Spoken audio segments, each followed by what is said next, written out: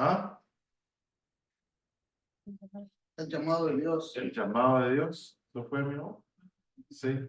Amén. Amén. ¿Cuántos tienen llamado de Dios? Amén. Buena respuesta. En la noche de hoy voy a comenzar una nueva serie de enseñanzas de discipulado. Toda esta nueva serie de enseñanzas van a ser varias. Esto va a durar por lo menos como unos 2 o 3 meses. Están basadas estas enseñanzas en una clase que acabo de tomar en este pasado semestre de la primavera, que se trata de la teología de John Wesley. Antes de decir cualquier cosa más, alguien búscame en Juan capítulo 3, versículo 16. Alguno debiera de poderlo decir de memoria. ¿Quién me lo puede decir de memoria? Dale. Porque de tal manera el mundo del mundo quedado su unido, para que todo aquel que tiene que ver no se pierda, no se pierda. Amén. Amén. Porque de tal manera amó Dios al mundo que ha dado a su Hijo unigénito para que todo aquel que en él crea no se pierda, mas tenga la vida eterna. Ok. ¿Qué es lo que vamos a estar hablando a través de esta serie de enseñanzas? Yo sé que tal vez por las luces, no sé, también por mis letras, no se ve hasta donde ustedes, ¿cuántos pueden verlo? Ok, ¿cuántos pueden leerlo? Decir qué es lo que dice ahí. El Lordo Salusis. ¿Qué idioma le parece eso a usted? Es latín. Ok. ¿Alguien le quiere adivinar qué es lo que quiere, lo que significa eso? No digan nada. Pienso que después es como el obispo sordo No. ¿Alguien? o el orden de salud. Ah, El orden de salud. el orden de salud, dijiste, está más cercano.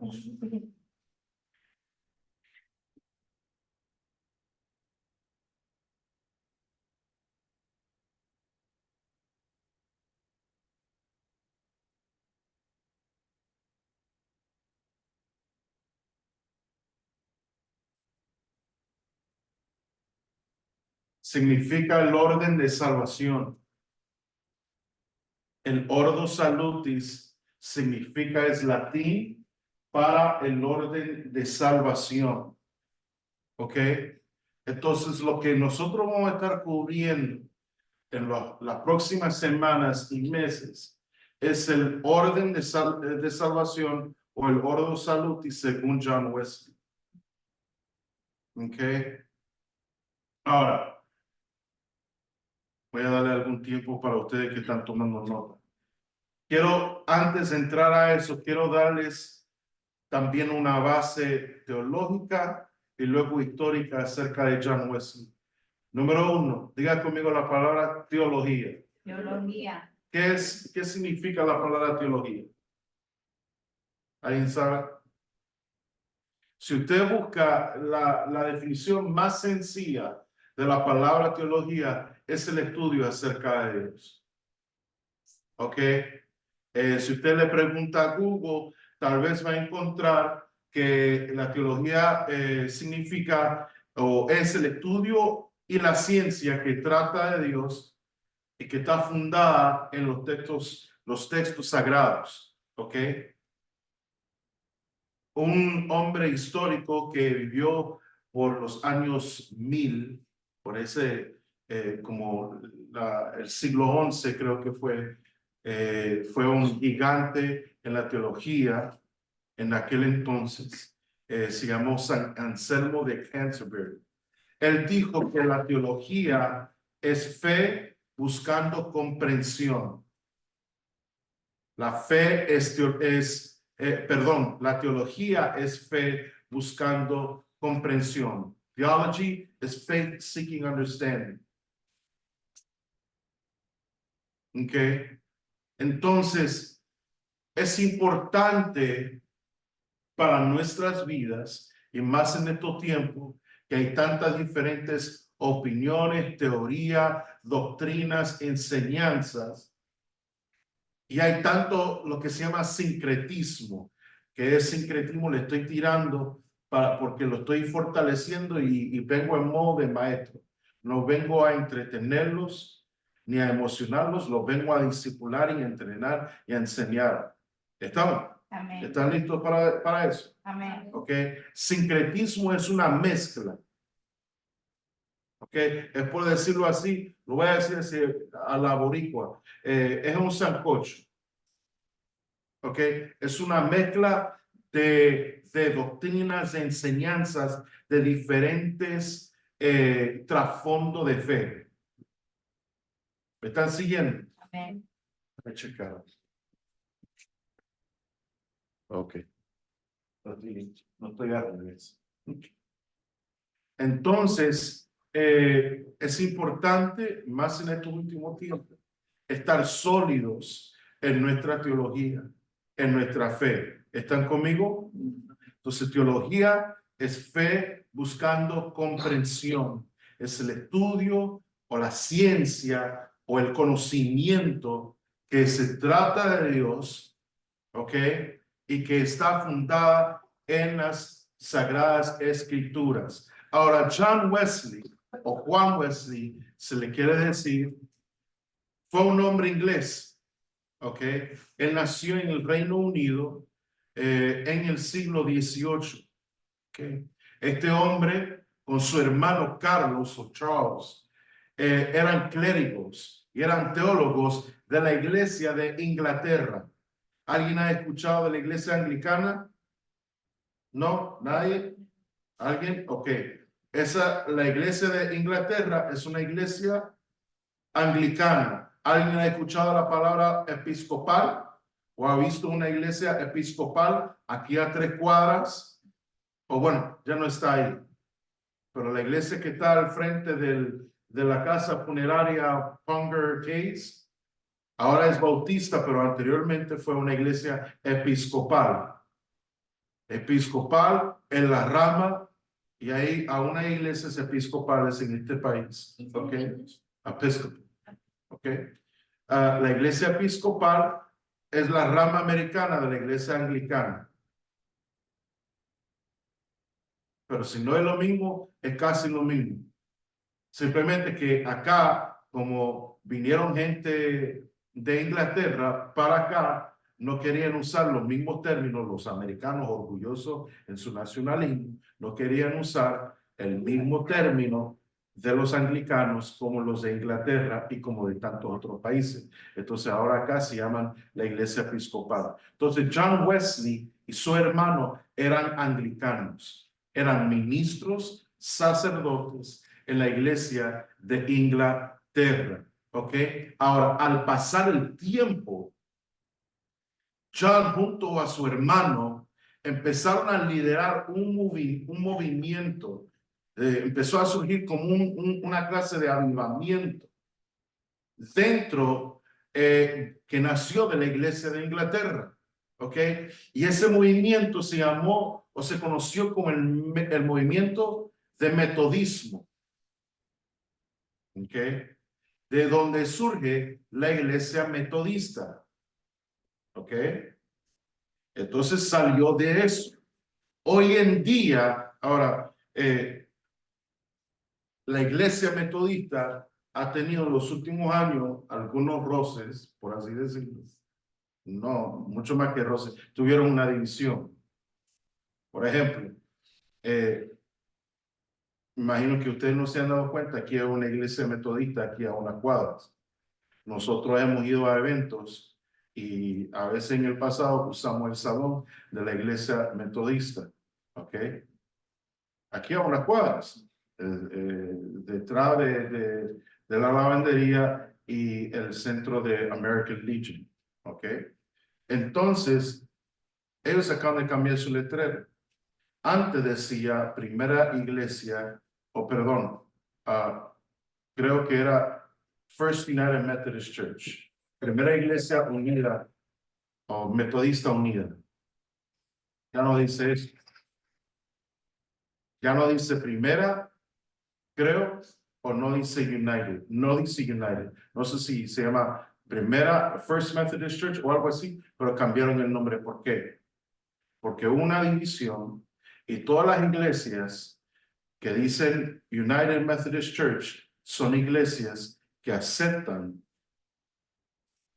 y hasta creo que ordenan personas que están en relaciones con personas del mismo género y los aceptan en su clérigo, no solamente como miembros de su congregación, sino como líderes y ministros y miembros de su clérigo. Una gran división acerca de eso. Entonces, ahora hay una iglesia metodista global. Los globales son los más tradicionales. ¿Ok? O también hay una iglesia, una denominación que se llama metodista libre, Free Methodist. Ellos son más tradicionales. ¿Ok? Pero lo que es el metodismo unido o cualquier iglesia metodista unida va por ahí. ¿Okay? Pero John Wesley es el padre de ese movimiento. ¿Ok? Pero no solamente eso, sino que a John Wesley se le atribuye crédito y influencia en los movimientos de todas las iglesias de santidad, holiness churches, acá, y también se le atribuye crédito por su influencia en el pentecostalismo moderno. Entonces, estoy dando este trasfondo histórico porque como personas con raíces pentecostales que somos, esta iglesia es una iglesia que tiene sus raíces pentecostales. Si trazamos y buscamos, indagamos en nuestra historia, nos vamos a encontrar y nos vamos a topar con John Wesley, porque era un hombre, independientemente como usted y como podamos ver a los metodistas hoy en día, y verdaderamente, si vamos a ser sinceros, no podemos hablar mucho de ellos porque no sabemos mucho de ellos. Entonces no podemos ni debemos de criticar algo de lo que no conocemos. ¿Estamos? Entonces, pero John Wesley tenía y hacía mucho énfasis en la santidad. ¿Ok? Y también dentro aún especialmente los metodistas libres, entre muchos de ellos creen y aún practican los dones y son personas que creen que el mover los dones, el bautismo del Espíritu Santo aún continúa y es para todo creyente, todo discípulo de Cristo para el día de hoy. ¿Están conmigo? Amén. Entonces, ahí les doy ese dato histórico como fundamento a lo que les vamos a ir enseñando, porque usted puede decir, pero si John Wesley, si usted busca y hace un Google, usted inmediatamente va a ver John Wesley metodista, va a ver su conexión. Ok, usted va a decir, pero si nosotros no somos metodistas, ¿para qué rayo el pastor está hablando de Wesley? Bueno, porque y verdaderamente fuera él, no todos nuestros padres en la fe, en 2000 años de historia eclesiástica, historia de la iglesia cristiana fueron pentecostales. ¿Estamos? Amén. Pero de ellos tenemos nuestra teología y estamos nosotros parados sobre sus hombros. Y tenemos que honrar la memoria. ¿Ok? Recuerden que si no hubiera habido una reforma protestante en el 1517, ¿usted sabe en qué iglesia estaríamos nosotros? ¿Sabe? ¿En qué iglesia estaríamos? Estaríamos todos católicos. Y tal vez, bueno, yo no sé. Iba a decir, tal vez yo estaría soltero, no casado, sin hijos y con un cuello. Digo, el cuello clérigo, no que no. Aunque tenga un cuello clérigo en el closet, pero lo estaría usando a cada rato y no está playado, no está facha. ¿Estamos? Entonces, Wesley era un ministro y era un pastor. Entonces, como pastor y teólogo, ¿okay? Su teología era pastoral, porque hay diferentes clases de teología. usted tiene personas que estudian y hasta sacan grados y títulos de teología, pero que no son pastores, no trabajan en el ministerio, no tienen la responsabilidad y la carga, la pasión por enseñar, instruir y discipular personas que están queriendo crecer y madurar en los caminos del Señor. ¿Me están siguiendo? Ellos nada más quieren ser personas intelectuales y conocer un poco, mucho de teología, pero no es algo que practican muchas veces en su vida, que lo aplican. Lo ven como cualquier profesión. Hay gente que hoy en día en muchas denominaciones y concilios que sirven dentro del clérigo, del ministerio, han estudiado teología, pero lo ven como una carrera como cualquiera que se va y se prepara y se hace abogado. No están convertidos, no tienen una relación personal con el Señor, es simplemente una profesión que a ellos les encanta por el trabajo social que hacen. Son más socialistas que cualquier cosa, quieren estar involucrados en ayudar al pueblo y todas buenas virtudes y buenos atributos, ¿ok?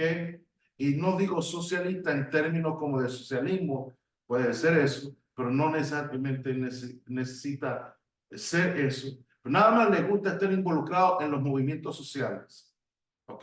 De justicia social. Yo soy un guerrero de justicia social y cuál ha sido una de las instituciones más poderosas que por toda su historia se ha involucrado en las luchas y las peleas de justicia social, la iglesia.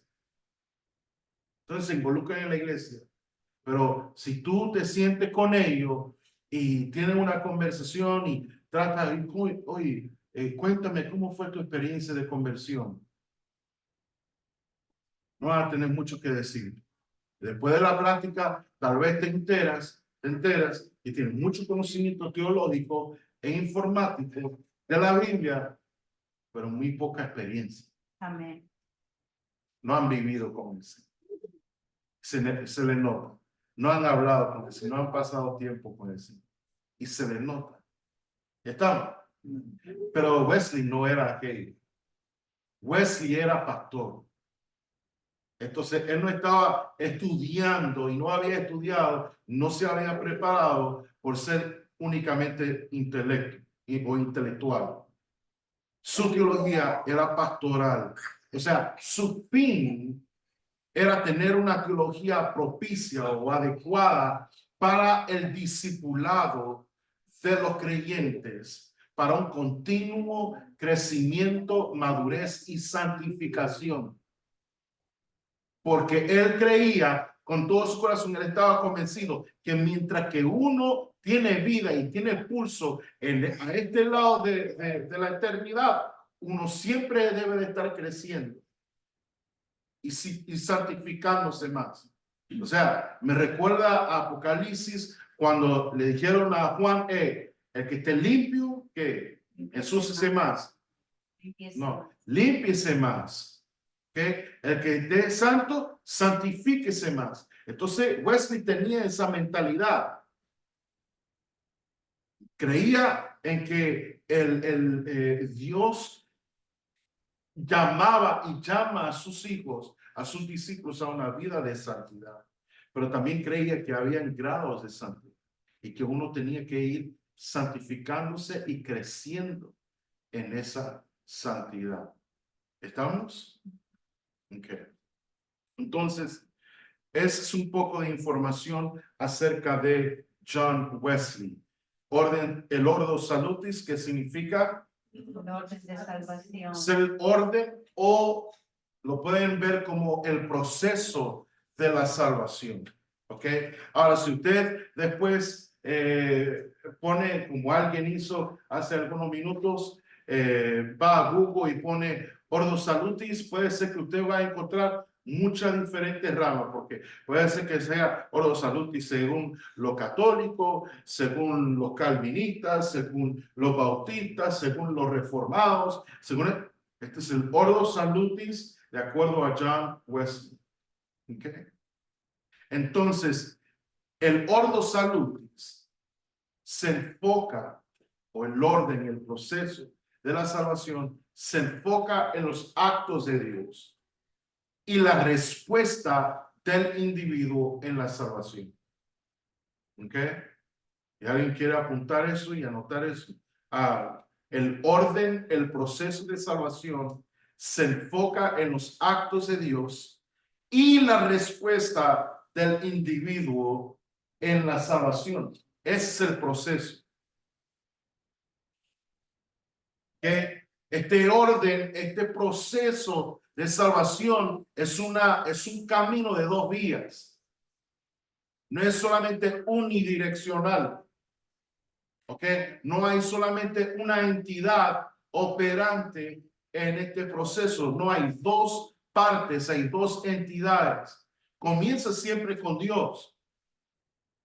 Porque si no comienza con Dios, estamos chavos. ¿Ok? Comienza siempre con Dios. Pero también del hecho, o sea, con el hecho de que comienza con Dios, entonces después requiere una respuesta del ser humano.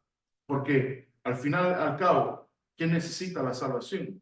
¿Dios necesita ser salvo? Todos. Nosotros somos los que necesitamos salvación. ¿Ok? Entonces, comienza con los actos de Dios. Luego sigue en la respuesta del individuo para recibir la salvación. ¿Ok? Ahora, para Wesley, ¿todos pudieron anotar esa definición? ¿No? El proceso de salvación se enfoca en A ver, ponelo.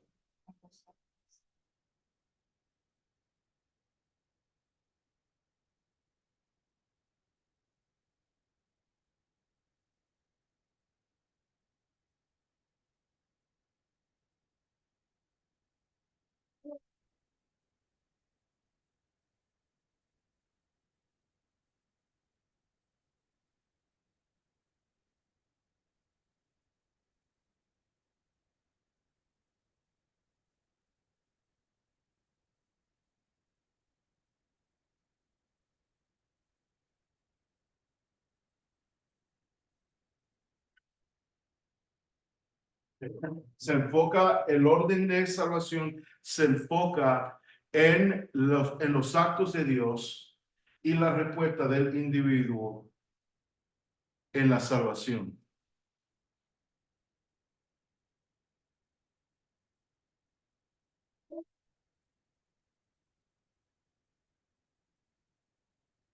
Ok. Ahora, para Wesley, en su orden de salvación, la base o el fundamento de su orden tiene tres aspectos. ¿Ok? Y comienza primero desde el principio. ¿Qué fue lo que ocurrió en el principio? ¿Qué es lo que nosotros vemos? ¿Cuál es el relato de Génesis capítulo 1? La creación. Entonces comienza con la creación. ¿Ok? Entonces para Wesley, la creación es el punto de partida. Es the beginning point, the starting point. Para su ordo salutis. ¿Ok? Para Wesley, la fuente de todo es la libertad, la bondad y la gracia de Dios. Toda la creación que Dios hizo, la hizo como una dádiva. Toda la creación es una dádiva, es un regalo de la gracia de Dios. Y de esta gracia gratuita, la humanidad fue creada. ¿Ok? Ahora, como ustedes pueden ver, estoy grabando esto. ¿Ok?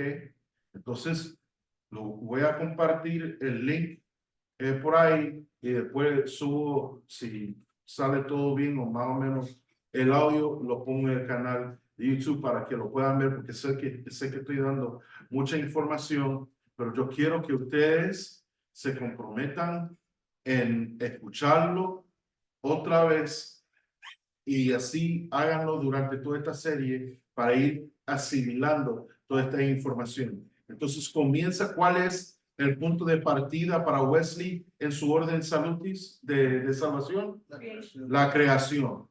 ¿Ok? La creación. Ahora, es el número 1. ¿Ok? Tenemos la creación. ¿Ok?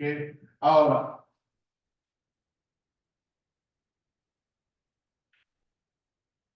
el segundo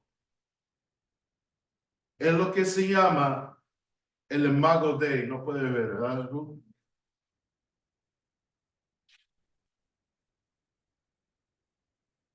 sé que está chiquito ahí, pero es el Imago Dei. Yo le he dicho varias veces acá. ¿Cuántos se pueden? ¿Qué es lo que significa eso? El latín de nuevo.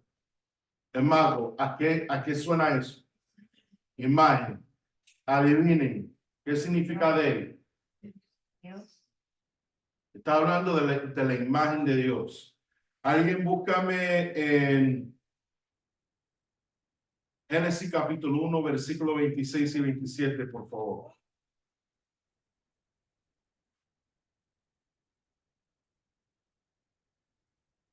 Veo que lo tenga, lo puede leer, por favor, en voz alta.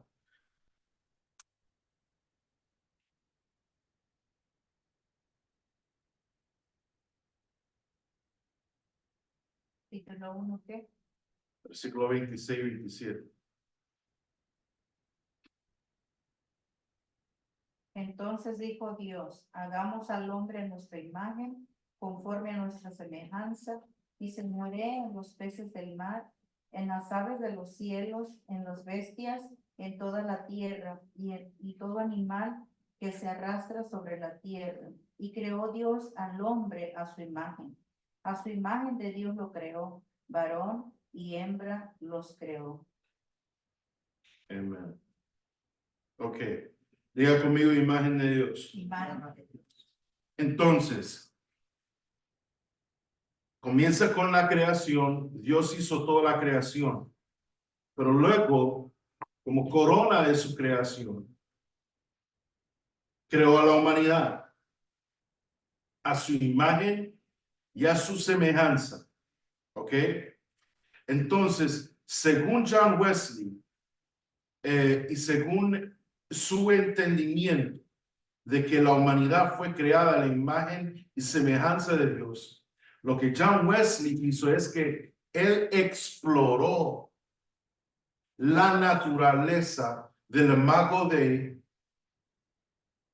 y cómo fue que se manifestó eso. O sea, en términos prácticos, what did that look like? ¿A qué se parecía eso? ¿En qué sentido Adán y Eva eran la imagen y semejanza de Dios? ¿En qué sentido eran ellos semejantes a Dios? Entonces Wesley exploró esa naturaleza de la imagen de Dios en Adán y Eva. Y según su orden de salvación, él dijo que la naturaleza, perdón, la imagen de Dios en Adán y Eva estaba presente en 3 aspectos. ¿Ok? ¿Están listos? Te lo voy a decir, no lo voy a apuntar porque se me está pasando más el tiempo apuntando. Primer aspecto, el aspecto natural. El aspecto natural. Ese es el primero. El segundo aspecto de la naturaleza de Dios o de la imagen de Dios en el ser humano es el aspecto político. Lo voy a aplicar ahora. Primero es el aspecto natural y luego político, claro.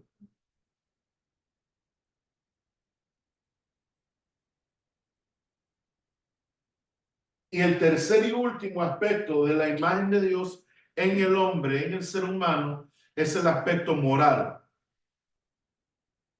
Entonces tenemos el aspecto natural el aspecto político y el aspecto moral. ¿Okay? Ahora, ¿en qué sentido somos o era el hombre hecho a la imagen de Dios según el aspecto natural? Naturalmente, el ser humano antes de la caída era un ser racional y espiritual. Era un ser racional y espiritual que había sido bendecido con entendimiento, intelecto y libre albedrío. Oh, perdón, albedrío. Albedrío. ¿Ok? Entonces, naturalmente, según el aspecto natural, el ser humano era racional y espiritual. ¿Ok? Ningún otro ser creado, ¿ok?, es racional y espiritual como el ser humano. ¿Estamos? Ese es el aspecto natural. Y como bendición y como beneficio de ser un ser racional y espiritual, el ser humano disfrutaba de un entendimiento, un intelecto y un libre albedrío inigualable. Eso es lo natural. El aspecto político. Nosotros, el ser humano, había sido creado para ser un mediador de la gracia de Dios. ¿Ustedes conocen, saben lo que es un mediador? Un mediador puede ser un intercesor. Dos personas están en un pleito, están en un argumento y no pueden ponerse de acuerdo. ¿Qué es lo que pueden hacer? Buscar una tercera persona que no tiene caballo, no tiene un gallo que pueda perder en la lucha. ¿Ok? Una tercera parte totalmente independiente al asunto. Y esa persona va a venir para mediar entre las dos partes, como mediador, para ayudar a las dos partes, a las dos personas, a ver si ellos pueden llegar a un acuerdo. ¿Estamos? Esa tercera persona es un mediador. Entonces, nosotros, al ser humano, Dios lo había creado para ser un mediador de la gracia de Dios. Porque Dios creó este mundo para ser una extensión de su gloria. Él creó este mundo para ser un santuario para Él. ¿Y qué hay en un santuario? No hay ministros. En un templo no hay sacerdotes. ¿Y qué hacen los sacerdotes? Si no son ellos mediadores de parte de Dios a otros, para ministrar a otros. Amén. ¿Me están siguiendo? Entonces Dios creó al hombre y a la mujer a su imagen y semejanza para que no solamente fueran como Él en el aspecto natural, sino en el aspecto político. Él quiso que nosotros fuéramos mediadores de su gracia al resto de la creación, al ser como Él y al demostrar gracia el uno al otro. Y también al resto de la orden creada, es decir, al reino animal y el medio ambiente. ¿Okay? Wesley, como un hombre que creía en la santidad, no creía que los cristianos debieran de ser cochinos, por así decirlo.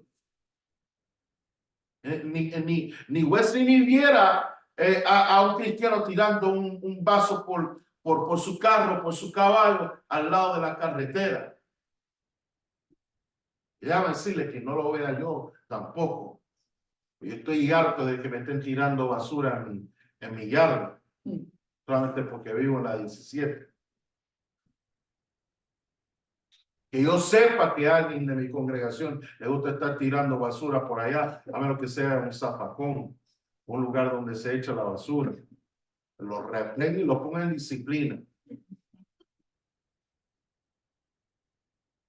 Después lo llevo a mi propiedad para que no,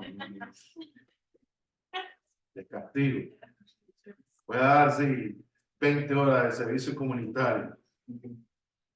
Que no fue el juez, no fui yo.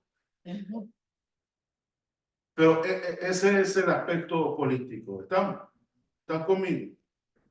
Ahora, ¿cuál fue el tercer aspecto? Moral. Este aspecto era el final, el último y el más importante para Wesley. ¿Por qué? Porque el aspecto moral representa nuestra capacidad para santidad. Para vivir una vida de santidad que nos aparta para una relación genuina con Dios. ¿Qué otro ser creado tiene la capacidad para vivir en santidad?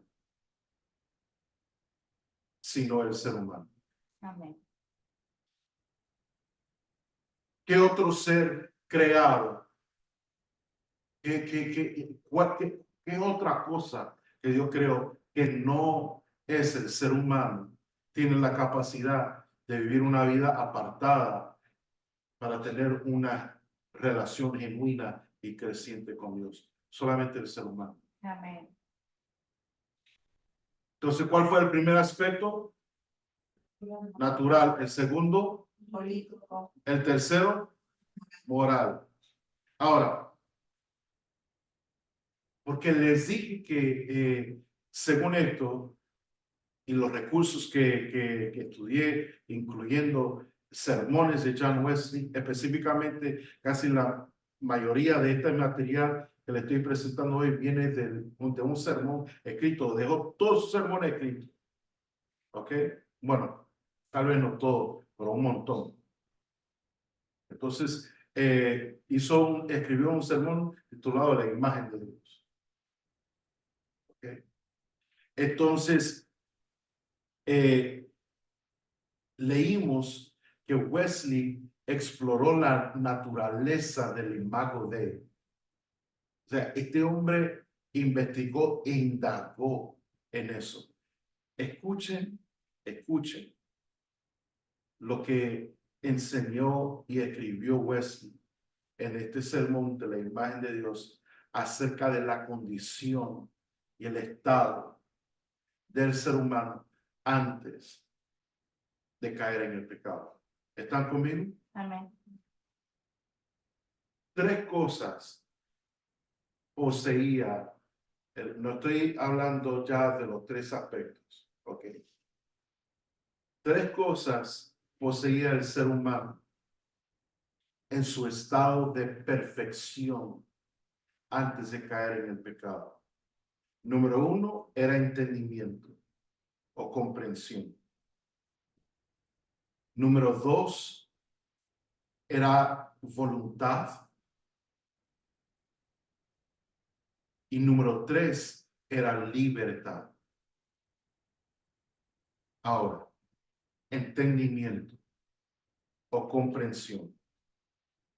Cuando Dios creó al hombre a su imagen y a su semejanza, Dios dotó al hombre a la semejanza de su hacedor con un entendimiento y una comprensión perfecta y excelente. O sea, tan perfecto que como pudiera ser humanamente. El ser humano era tan entendido y podía comprender las cosas hasta tal manera que él tenía el poder para distinguir la verdad de la falsedad. ¿Me están siguiendo? él tenía y ella tenía el poder de distinguir la verdad de la falsedad a simple vista o al comparar una cosa con otra. Su entendimiento era justo. Su entendimiento era justo. No era inducido al error. ¿Me están siguiendo? No era llevado o tentado, perdón, no era inducido, guiado al error. ¿Ok? Percibía las cosas tal como eran. Y siendo justo y claro por su entendimiento, era pronto para actuar. El ser humano, Adán y Eva, no quedaban paralizados en el análisis. ¿Cuántos han escuchado ese dicho? Parálisis por análisis. No sé qué hacer, no sé qué hacer, porque te está rompiendo la cabeza. Adán y Eva, antes de la caída, no tuvieron ese problema. Tenían un entendimiento claro y justo. ¿Ok? Sabían de una a simple vista, a comparar dos cosas, sabían distinguir la verdad de lo falso, lo bueno de lo malo. ¿Ok? Y eso los llevaba a tomar pronta acción. Eran ajenos al error y a la duda. Es que yo no sé. Es que tal vez no, que no eran ajenos. Ellos no conocían el error y la duda. Es un poco de la descripción, no toda, pero un poco de la descripción de Wesley acerca del entendimiento del ser humano antes de la caída. ¿Están conmigo? Amén. Ahora, ¿cuál fue el segundo que dije? Entendimiento. Luego dije, ¿qué más? Voluntad. Voluntad. La voluntad del ser humano era perfecta. Sus afectos eran racionales. Con eso podemos terminar. ¿Por qué? Porque los afectos del hombre hoy en día del ser humano son totalmente irracionales. ¿Ok? Pero de Adán y Eva, antes de la caída, sus afectos eran racionales, eran uniformes.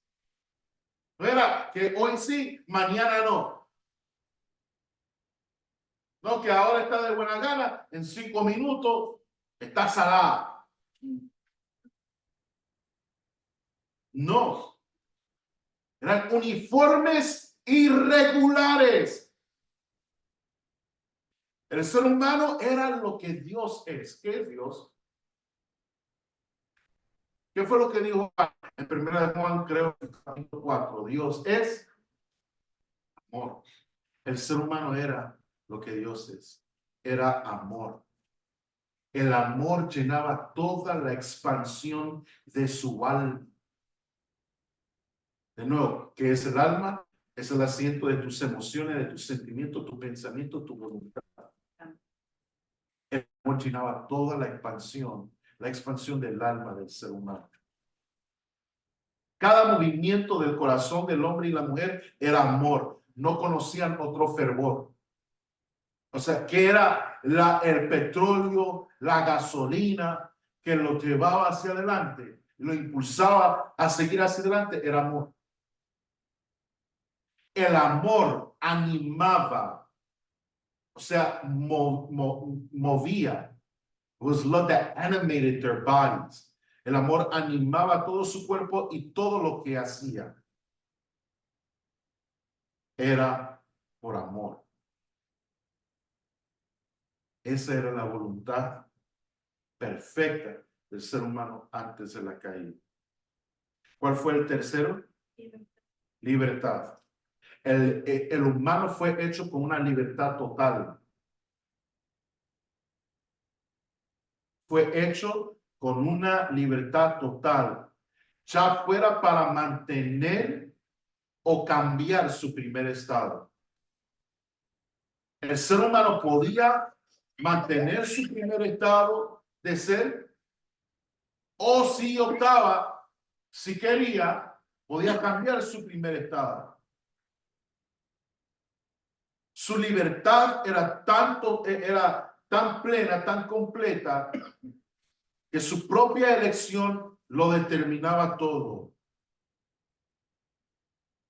Su propia voluntad determinaba todas las cosas. La balanza no se inclinaría hacia un lado u otro a menos que fuera por su propia acción. El ser humano era el único señor y juez soberano de sus propias acciones. No dije del universo, Wesley no decía del universo, eso es Dios. Amén. Pero de sus acciones, el ser humano, desde el principio, con la libertad total y completa que él y ella tenían, eran el único señor y juez soberano de sus propias acciones. ¿Cuál fue el resultado de todo esto? Así era el hombre y la mujer en el huerto del Edén antes de la caída. Tenían una comprensión infalible. No se podía equivocar. No había, es que tuvimos un malentendido, consecuencia de la caída. No había malos entendidos, oh, gloria. Imagínense a Adán y Eva vivir sin malos entendidos.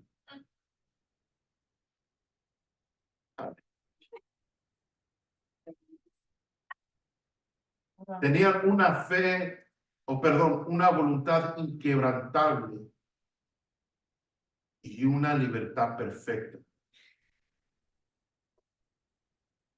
Eso, dice y escribió Wesley, dio la última pincelada a la imagen de Dios en el ser humano, al coronar todo esto con felicidad. Vivir era, pues, disfrutar cuando todas las facultades, todas las cosas estaban en su perfección. Todos los recursos estaban en su perfección. En medio de la abundancia de cosas que la sabiduría infinita, o sea, Dios, le había destinado. Cuando el entendimiento del ser humano era satisfecho con la verdad, así como su voluntad era satisfecha con el bien, cuando tenía plena libertad para gozar del Creador o de la creación, para disfrutar de torrentes de placer, siempre nuevos, siempre puros y sin ninguna mezcla de dolor. Así vivieron Adán y Eva en el huerto, cuando disfrutaron de toda la imagen y semejanza de Dios antes de la caída. Ese fue el segundo. Primero, la base fue la creación. Luego, ¿qué? El imago de, el último que vamos a tocar antes de salir es la caída. Porque por algo se necesita salvación, ¿no?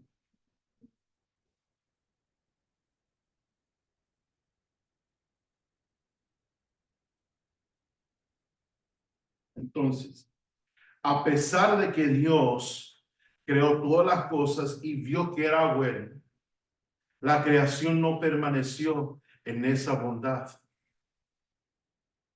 En vez de permanecer en el estado alegre y santo que Dios había planeado, la caída se llevó a cabo cuando la humanidad pecó.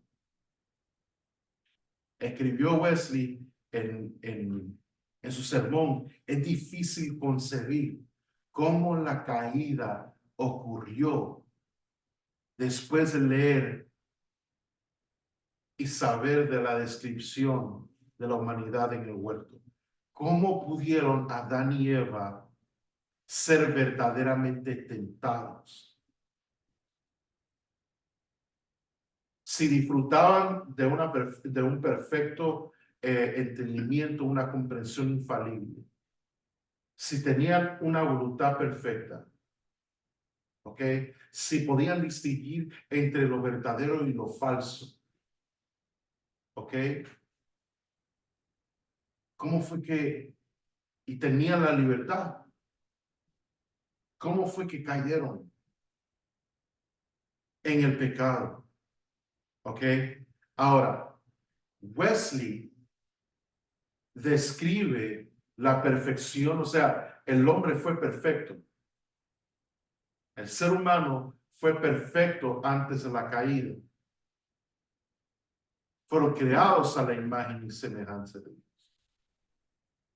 Pero no quiere decir que en todos los aspectos eran iguales a Dios. O sea, la perfección del ser humano era limitada, una perfección o sea, una perfección limitada. Por ejemplo, Dios es inmutable. ¿Qué significa esa palabra? Inmutable, no puede cambiar. ¿Cómo puedo decir eso? Hebreo 13:8. Jesús, que es Dios, es el mismo que ayer y hoy y por todos los siglos. ¿Ok? Dios es inmutable. ¿Ok? Él es estable. Y Él lo sigue siendo. Sus aspectos son regulares, son normales, son estables. Dios no padece de ningún trastorno, ni emocional, ni psicológico, ni nada, ni mucho menos espiritual. ¿Me estás siguiendo? Entonces, pero el hombre, el ser humano, ¿es inmutable? No. ¿Por qué? Porque tiene libertad. Dios no pudo hacer al hombre y a la mujer, al ser humano, con plena y completa libertad y hacerlos inmutables a la misma vez. Porque entonces su libertad verdaderamente no hubiera sido completa. Dios creó a seres humanos con una voluntad, con una libertad para decidir por sí mismos. Entonces, ellos podían, según lo que leímos, podían mantener o cambiar su primer estado. Si ellos decidieran, si ellos optaran por hacerlo. ¿Estamos? Entonces, en ese aspecto, el ser humano no era como Dios. Otro aspecto, por ejemplo, solamente para dar otro, un segundo, es que el ser humano no es omnisciente como Dios. ¿Qué es omnisciencia? Es tener todo conocimiento, saberlo y conocerlo todo. Como lo que hemos estado hablando, como lo que hablamos el domingo pasado y vamos a seguir hablando este próximo. Ellos no tenían todo conocimiento, no poseían todo conocimiento como Dios. Adán y Eva eran perfectos, tan perfectos como un ser humano pudiera ser. Pero a la misma vez, aún en su estado de perfección, ellos podían enfrentar la tentación. Su estado de perfección no los protegió, no los protegía de la tentación. Y esto fue lo que escribió John Wesley en su sermón. La libertad del ser humano requería que se le sometiera a algún tipo de prueba. ¿Le suena algo la palabra prueba?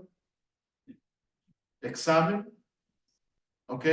¿Por qué? Porque de lo contrario, lo acabo de decir, de lo contrario no habría tenido elección en cuanto a si se sometería o no. Es decir, no tendría libertad en absoluto. Alguien búscame en Génesis capítulo 2, versículo 16 y 17, por favor.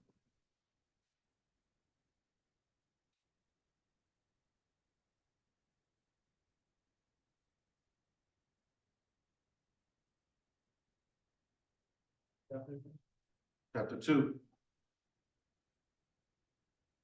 Y mandó Jehová Dios al hombre diciendo, de todo árbol del huerto podrás comer, mas el árbol de la ciencia del bien y del mal no comerás, porque el día que de él comieres, ciertamente morirás.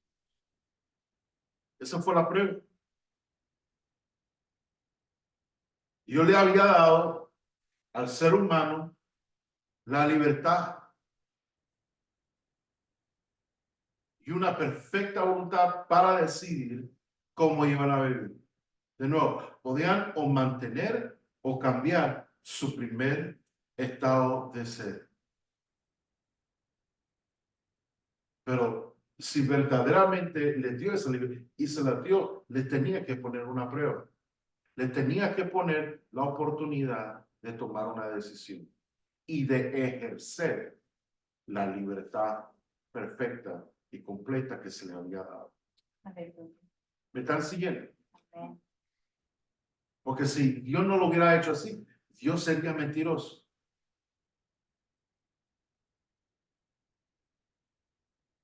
¿Ok?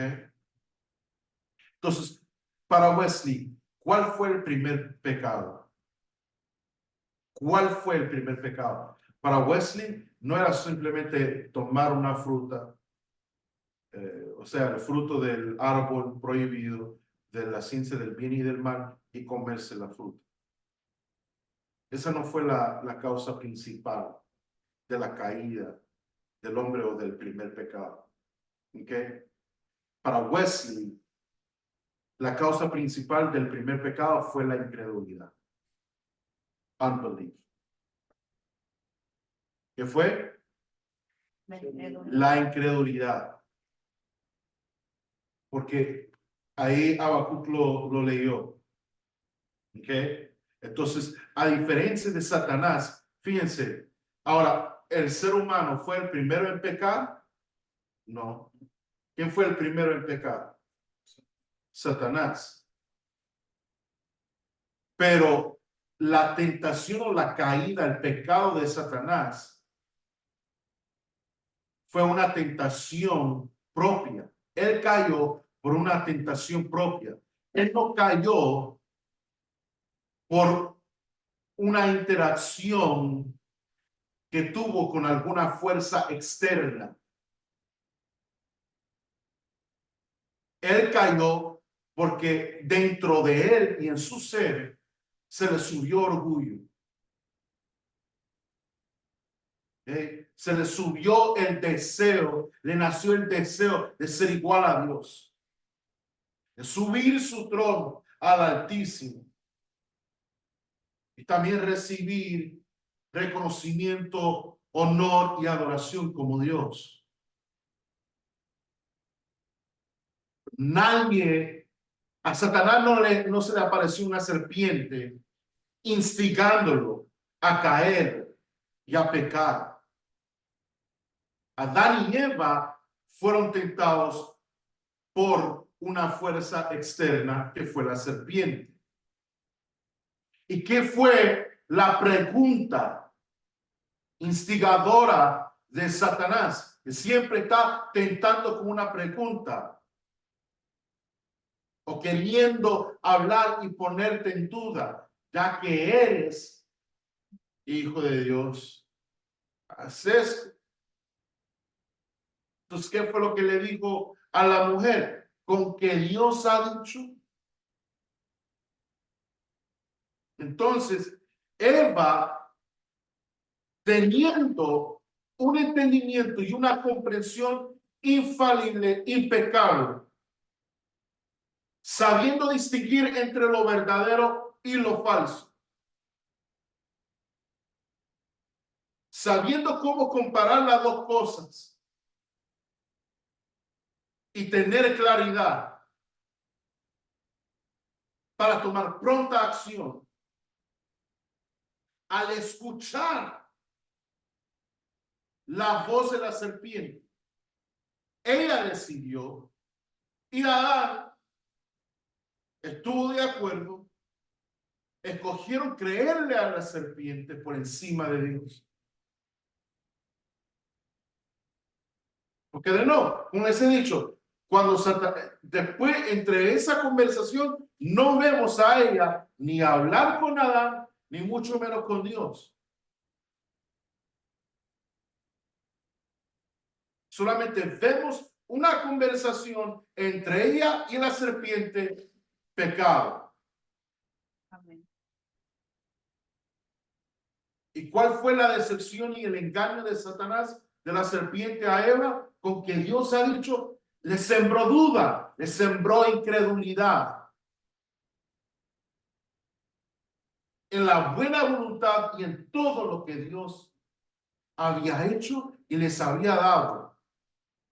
La hizo creer que a pesar de todo el nivel de perfección de nuevo, de entendimiento, de voluntad y de libertad, a pesar del aspecto natural, político y moral que ellos disfrutaban por tener y haber sido creados a la imagen y semejanza de Dios, la serpiente la convenció de que Dios aún la estaba privando de algo, que había algo más que Dios la podía dar, pero que se la estaba reteniendo.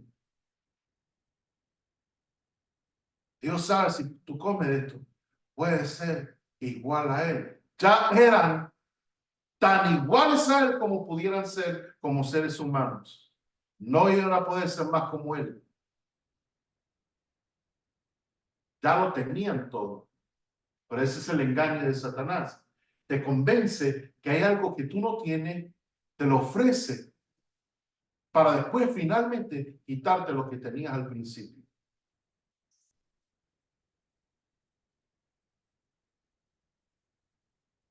Ese es el engaño de Satanás. Ya se me durmieron mentalmente. Pues están conmigo todavía. Amén. Entonces, ese fue, y por eso, según John Wesley, la solución a la incredulidad es que es la fe. La causa principal del primer pecado fue incredulidad y por eso la solución es la fe. Ya vamos a terminar. Dice, esto fue la doctora, una de mis profesoras, la doctora Christine Johnson. Dijo que la caída dejó a la humanidad en una devastación total. El pecado literalmente corrompió el imago en el ser humano y volteó todo al revés.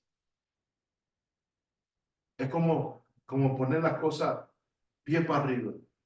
Volteó todo al revés. Todos los aspectos del imago de ahí se perdieron.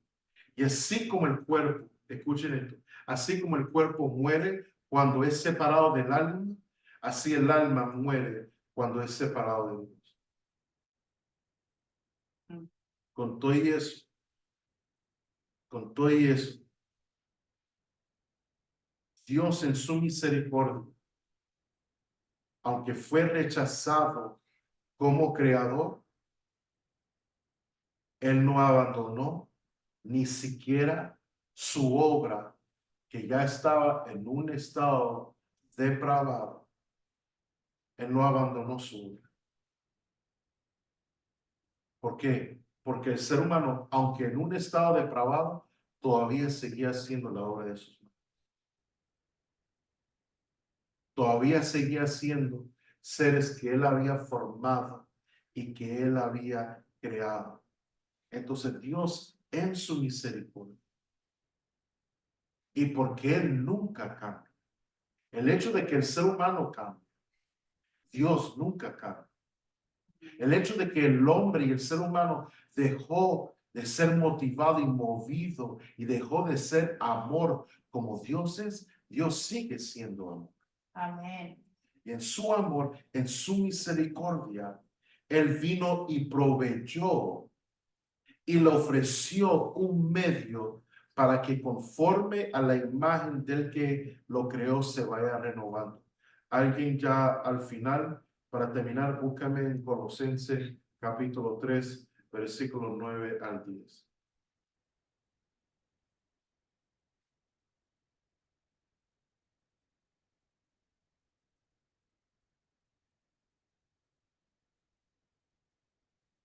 Colosenses capítulo 3, del versículo 9 al 10.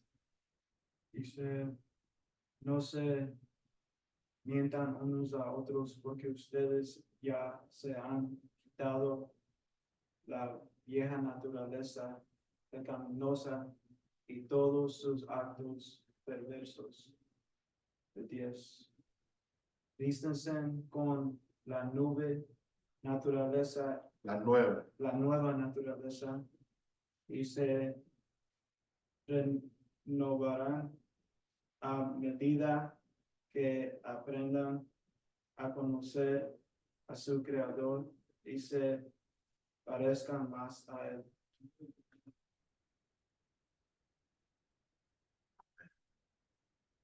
Entonces es la oportunidad que aún el Señor, en los actos que Él ha hecho para nuestra salvación, Él hizo en Cristo lo que Él tenía que hacer para que nosotros pudiéramos, por su gracia y su misericordia, despojarnos del viejo hombre. ¿Okay? Él hizo sus actos, pero ahora requiere una respuesta de nosotros. ¿Y cuál debe de ser nuestra respuesta? Despojarnos del viejo hombre y vestirnos del nuevo. Quitarnos la ropa vieja, deshacernos y renunciar a la naturaleza vieja y vestirnos de la naturaleza nueva que tenemos en Dios por las obras de Cristo Jesús en la cruz del Calvario y el resucitar al tercer día. Amén. Amén. Orden de salvación. Orden de salvación.